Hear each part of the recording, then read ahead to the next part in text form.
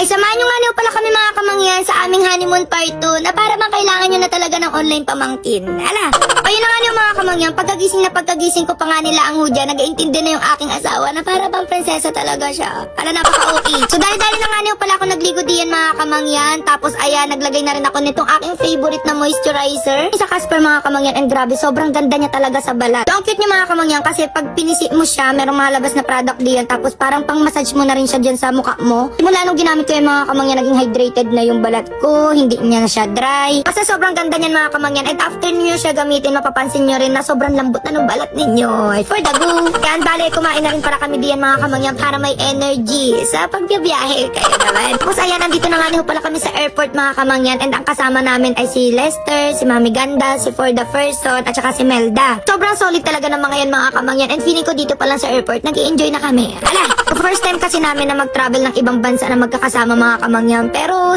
dito naman sa Maynila, talagang madalas na magkakasama din kami. Feeling ko itong mga to, hindi kami patutulugin. Talaga namang mang-aabala sa ating honeymoon. Ala, ayun mga kamangyan, hulaan niyo kung saang planeta kami mapunta. Ala, planeta. Pero ayun nga, kung saang bansa kami mapunta mga kamangyan. And a-update ko kayo once na nandun na rin kami. For the go!